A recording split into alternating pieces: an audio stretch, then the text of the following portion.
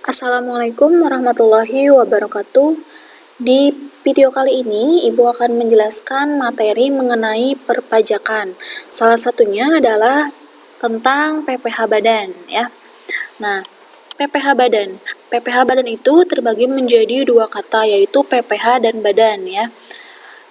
PPh dan Badan. Apa itu PPh?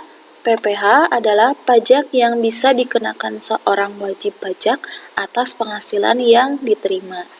Itu pajak penghasilannya, sedangkan badan adalah sekumpulan orang dan atau modal yang merupakan kesatuan baik yang melakukan usaha maupun yang tidak melakukan usaha. Jadi, apa itu PPh Badan? PPh Badan itu dapat diartikan sebagai setiap penambahan kemampuan ekonomis yang diterima atau diperoleh oleh wajib pajak badan, baik dari dalam maupun dari luar negeri. Itu ya, jadi itu adalah pengertian dari PPh Badan. Selanjutnya ada subjek pajak badan.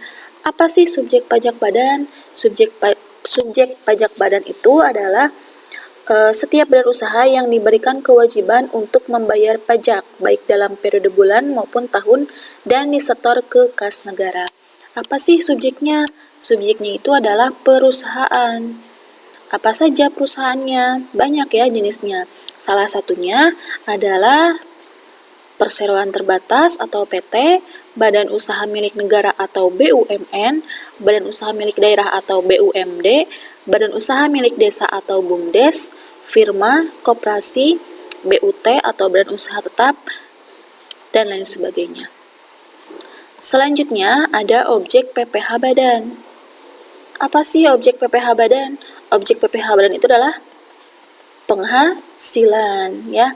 Penghasilan yang diterima atau diperoleh oleh badan itu sendiri. Contohnya apa saja bentuk penghasilan di sini? Contohnya adalah hadiah, laba usaha, keuntungan karena penjualan, atau karena pengalihan harta, ya. Ini selain tanah dan bangunan, ya. Ada juga bunga di sini, termasuk dari premium, diskonto, dan imbalan karena jaminan pengembalian utang. Ada juga dividen, ada juga royalti atau imbalan atas penggunaan hak, dan lain sebagainya. Masih banyak ya. Selanjutnya, ada jenis-jenis dari PPh Badan. Di antaranya yang pertama ada PPh pasal 21.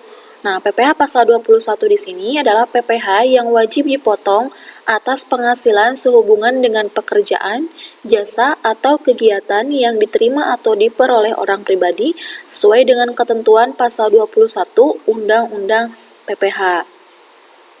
Nah, saat ini untuk PPh pasal 21 itu biasanya oleh perusahaan dipotong. Ini kan untuk PPh pribadi ya.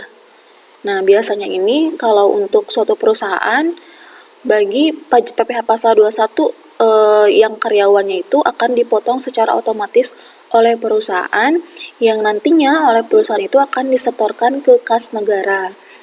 Nah, saat ini juga pengolahan untuk pajak karyawan itu termasuk dari menghitung, menyetor maupun melaporkan itu ada kemudahan ya, yaitu bisa melakukannya itu di aplikasi atau fitur e-filing. Tetapi kita harus punya dulu yang namanya e-fin yang nanti kita akan bisa dapatkan di kantor pajak terdekat.